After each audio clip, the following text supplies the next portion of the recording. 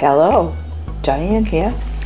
I would like to share with you my new Singer sewing machine. It is the Singer 128.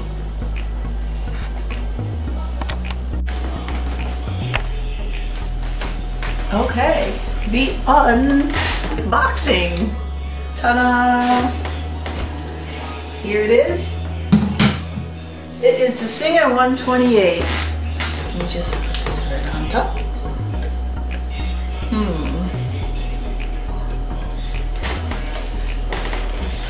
This one, there's a 127 and a 128. This is the 128 because, as you can see, it's a 3/4 machine, not a full length 127. So the 128 was shorter. It was called the sister machine. It's in its own case. That bent wood cover I just took off, and as you can see, this is just a little cubby hole for putting supplies in. And let me show you something about the machine. Let me just come over to the other side of the camera. Okay, here I am. Hi, I'm Diane Roberts. My brother Len has a friend who is Stuart. And Stuart actually gifted me this Singer.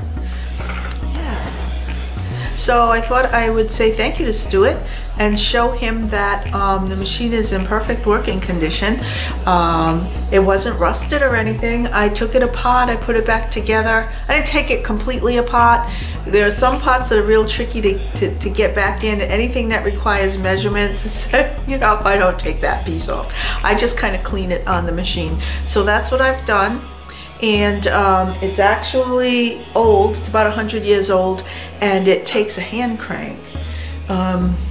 Or you could get a smaller cabinet that would accommodate the 3/4 size sewing machine, and a cabinet with a treadle, and put the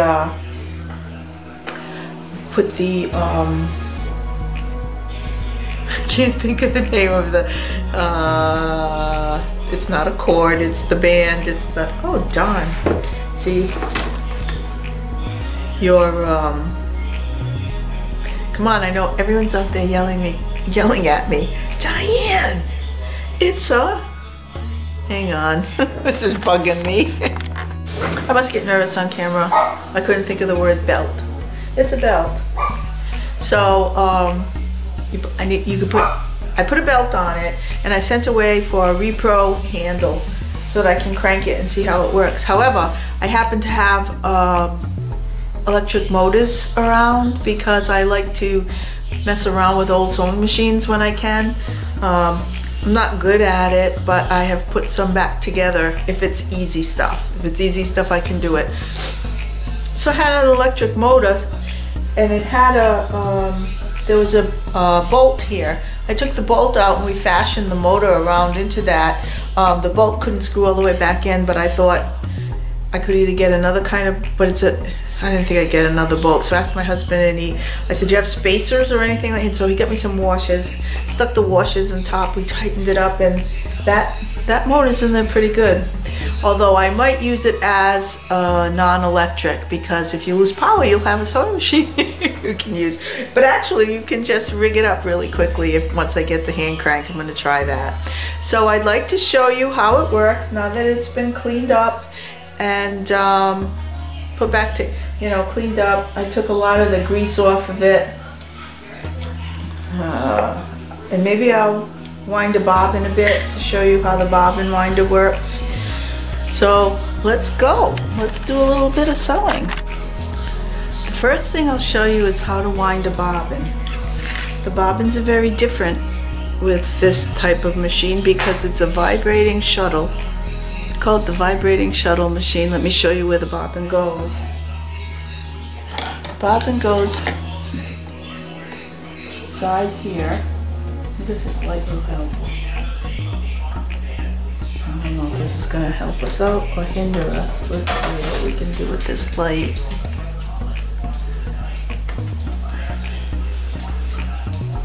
I don't know. Okay, here is the shuttle, right here. Give you a peek at it.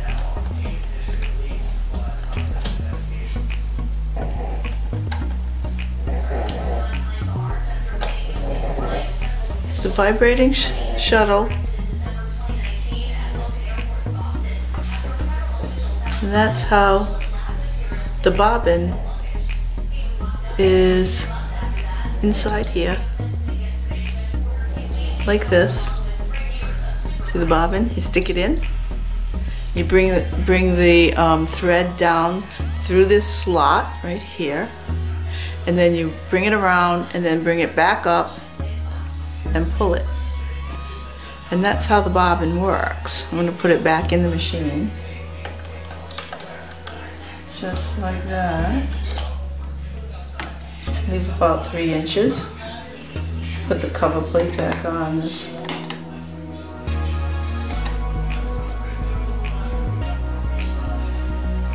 Then we will thread a bobbin now. Thread the bobbin. This is kind of cool. It goes through this thread guide, the normal thread guide, and then comes over here and goes through this and up through this fork, and then this thing, this part of the bobbin wind pulls back as a spring. So what you do is you pull this back and put the end of the bobbin on that side, and this part of the bobbin fits inside that little cup. And what you're supposed to do, I haven't been very good at this. You pull this back and you have the bobbin hold the thread inside that little cup, and make sure it's threaded here. And that's supposed to help wind the bobbin. I'll show you how that works if I can get this thread back there. There we go. Alright, so you just hold on to this and it should thread. Whoops, I have to engage this tire to the, alright. It's already caught. Now watch it. It's very cool the way, let me see if I can get a closer view, so that you can really take a good look at that bobbin threading. I'm on the wrong side of the sewing machine, aren't I? You'd think with the amount of videos I make, I can get used to left from right. Here we go, right there. Now you should have a good view of the bobbin threading. Here we go. So I'll step on the,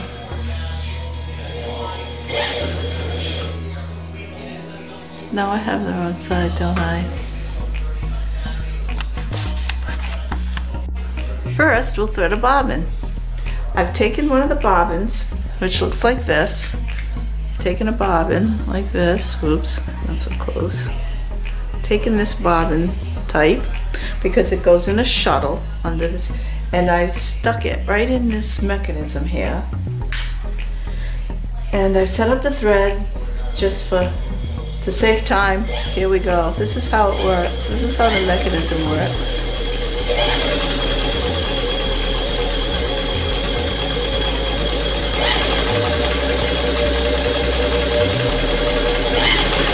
I'm sorry, I'm not stepping on the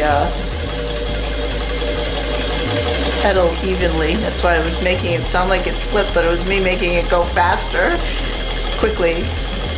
Little spurts of energy. So I'm pretty fascinated by this bobbin winder. The wind's pretty cool. Okay, so then you take you would take the bobbin out of there.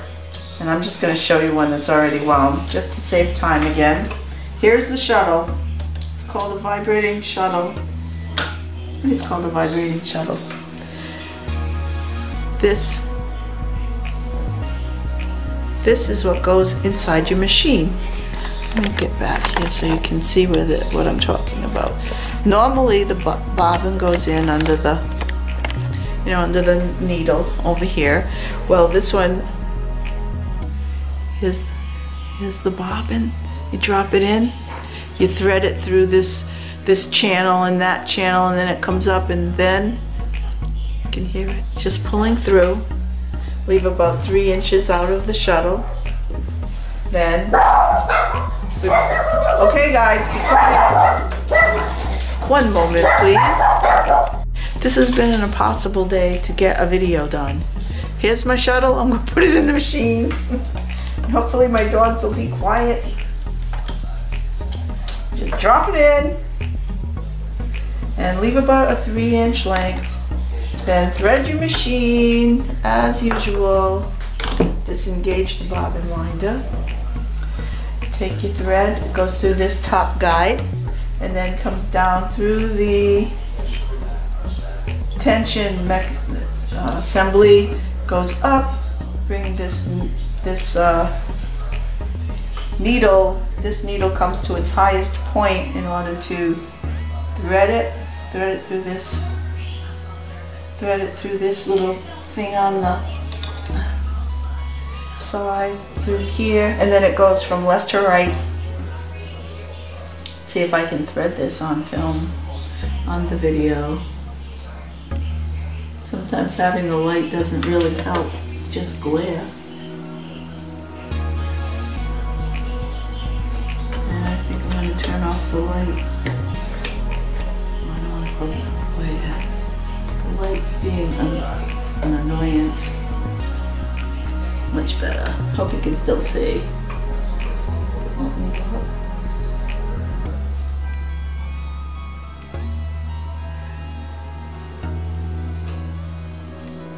I'll have you know all my new sewing machines are self-threading.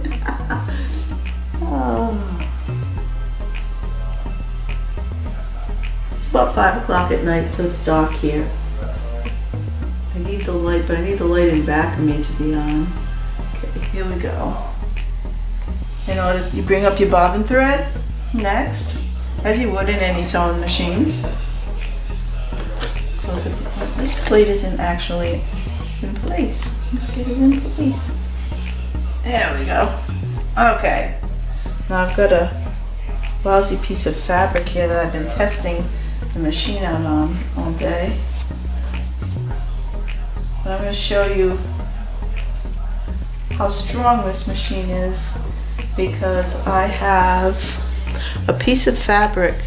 First I'll stitch right up to the edge, just on four layers of fabric here, to show you how the machine does with 4 layers, because this is a workhorse. I'm telling you, it goes through anything like butter. Look at that.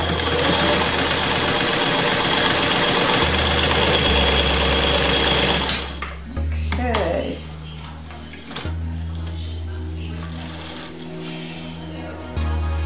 It does very nice stitches.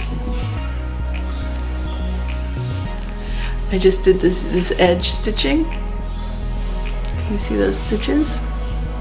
Now I'll show you the back, because the nice thing about these old machines, if I can get the back to show, is the back of the fabric. Can you see that? I don't know if it's focusing. Maybe I'm in the dark. Well, anyway, there they are. The stitches on the back are just as good as the stitches on the front. Now I have folded this up so that it's about 8 or 10 layers thick here. I'm going to do it through the thickest part, which is right down this middle. And watch this. Put it through.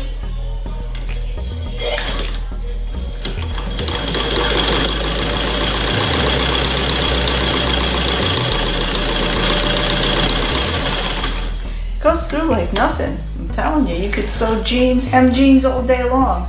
It'd be really good for inserting zippers in jeans. So it's right down that middle stitch right there. If I turn it over, can you see those back stitches? Yeah, these are just ends, of course. But yeah, the back looks as good as the front. It's wonderful. So it's a very, very nice machine. Stuart, I can't tell you how appreciative I am of you gifting this to me. I want to say thank you, thank you, thank you.